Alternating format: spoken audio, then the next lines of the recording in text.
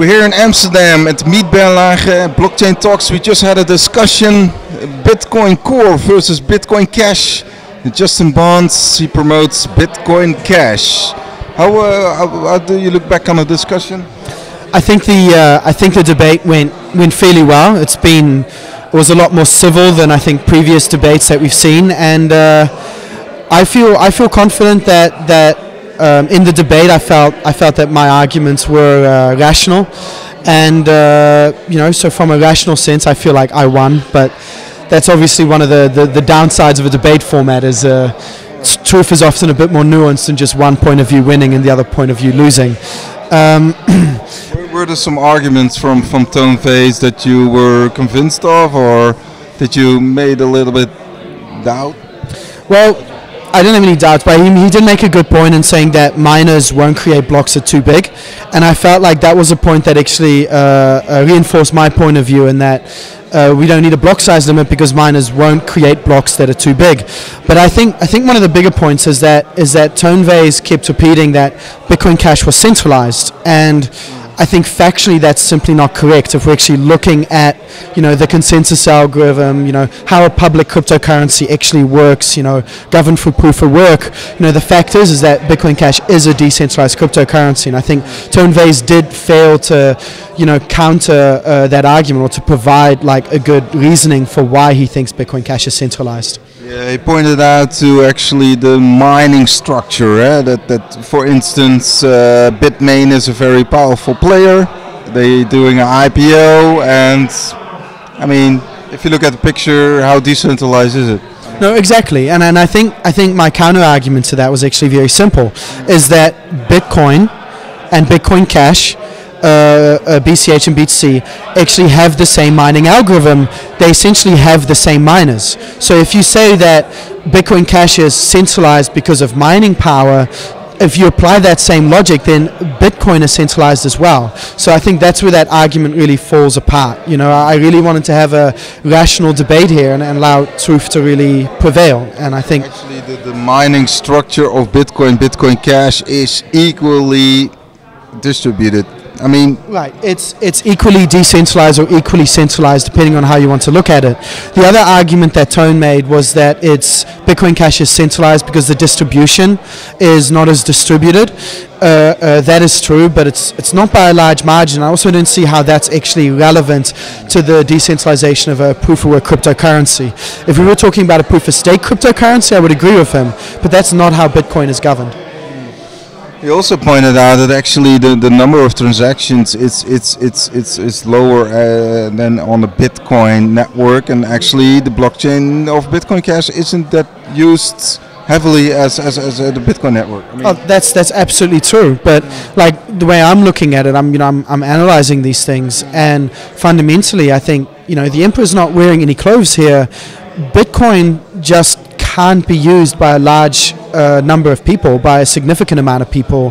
The system just doesn't allow for it. Something I said in my debate is that if everyone on the planet were to just do one Bitcoin transaction, it would take 80 years for all of those transactions to confirm. In my view, that's just not a viable system. And at the same time, in order for the long-term security model of Bitcoin to actually function, it really requires extremely high fees with 1 megabyte blocks. Again, I don't consider this economically viable. This is where I think Bitcoin Cash is superior, and that essentially was my argument in the debate tonight. All right. If you look at Bitcoin Cash, I mean, they did this stress test. They did out of my head, 2.1 million transactions, and it did pretty well actually.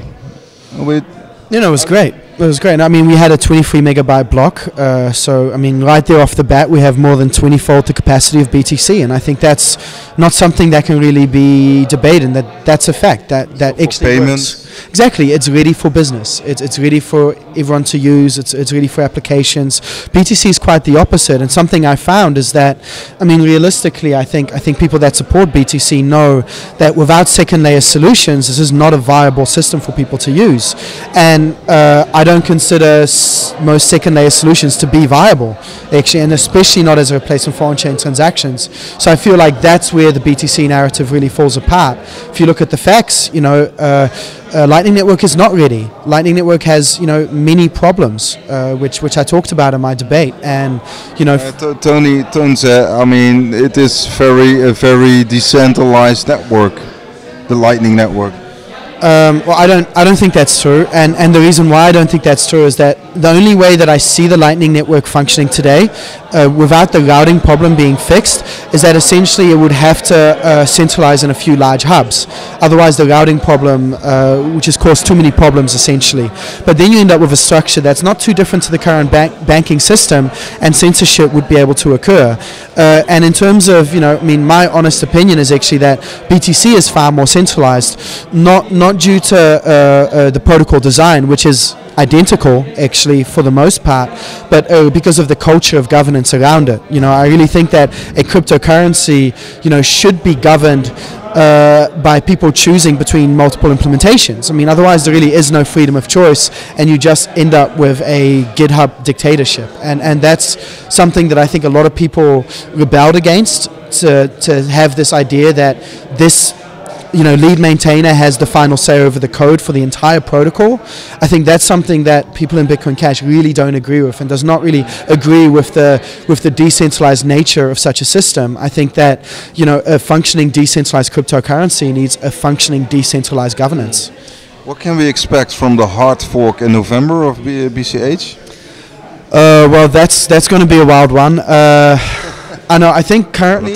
I think currently I'm going to say 50-50 that we'll see two Bitcoin Cash versions. It's not pretty. Not pretty. No, it's not. It's not pretty. No, look, I'm not a maximalist, right? So the jury's still out if proof of work governance is the right way to go at all. I mean, I actually have a theory that the incentives for proof of work are actually flawed, in the sense that miners' incentives are too short term. So if the chain keeps splitting over and over again, I don't consider that actually to be a good governance mechanism. The chain should only split over major controversies, major changes. This is where on-chain governance I think is very valuable, to actually avoid these constant splits. But one of the things that's so interesting about being part of this space is that this is all still an ongoing experiment, and we're going to see in a few months from now, we're going to have more information to develop these theories, and actually, find out, in action, what form of governance, what type of cryptocurrency really is the best, and I think that's exciting in many ways. We've seen also new developments. I mean, you probably know Rootstack. That's actually the Bitcoin network has this smart contracts. So it's Rootstock actually. Rootstock. Yeah. So my critique of Rootstock is actually that, well, on the one side you still have the high fees, but on the other side as well, they're using a sidechain model. I believe a merged mine sidechain model. So the way I see it, there's only two real viable ways to actually do sidechains. One is using merge mining, another is essentially a federated system. I believe Rootstock is now somewhere in between a merged mine and combination with a federated system. Essentially, is the trust model there is very different, so it does not have the same advantages of actually doing your smart contracts on chain. So you can call me a skeptic of Rootstock. I mean, but some say that Ethereum is also moving to doing some of their transactions, some of the transactions on sidechains as well. I mean, I think people are free to use off-chain solutions, sidechains, state channels. I think a blockchain should be completely free for people to develop these solutions. And what are the disadvantages? Well, like I said, there's a different trust model. The user experience might not be so good. So if I'm referring to Rootstock specifically in a federated model, you're not really, you're not trusting the Bitcoin blockchain, you're trusting the federation. I mean, it's not too dissimilar to something like Ripple, essentially. So I think that's the trade-off you make. That's bad. Right, but the thing is, the reality is that for some use cases, that trade-off does actually make sense. Right, I'm not saying it's... For businesses? Or yeah, for some businesses, for some services, even something like Lightning Network makes sense for, say, a streaming service where you already trust the streaming service, and then you can stream per minute. I think that's great. And I think Bitcoin Cash also will have a far more functioning Lightning Network in comparison. That's also true today for Ethereum. I mean, we have 1900 like cryptocurrencies at the moment. I mean, if you look at the top 5 or top 10, we can split every functionality. I mean, in the end, we have perhaps Bitcoin with store of value, Bitcoin Cash for payments, or Dash. Monero. Well, I think my view, and I think there's a technological question here. Can we scale on chain? And I think if you assume that we can, then a cryptocurrency that's able to capture all utility, all use cases as a protocol layer, I think would gain more value, therefore gain more security, therefore have more utility. That's the virtuous cycle. So I think if it is possible to scale completely on chain, which I actually think it is, then a cryptocurrency that's able to do all of these things is actually a superior design, in my view. Just a few more questions before we go to the drinks. What is Ethereum, the future of Ethereum? I mean, there's a lot going on with Ethereum. The whole development is quite slow, actually. What do you think? Well, recently I've actually been very disappointed in the delays in development. I mean, the truth is they are trying to solve some very difficult problems, but I think they are earnest in their efforts of trying to solve the scaling problems that they're having. I mean, I'll be the first to admit that a technical limit was reached, and one of my recent talks I talked about the correlation between gas used and uncle rates, and that clearly shows that there is a technical limit here. However, in October, just 1 month from now, the constantly hard fork is coming out, which should actually relieve much of the congestion of the Ethereum network by making processing more efficient. So I think that's exciting, and obviously a lot of us are still waiting for Casper and sharding, but that's now being delayed to 2020, which certainly does create a large gap for competitors to come along. So we're watching that very closely. So EOS and Cardano are the competitors.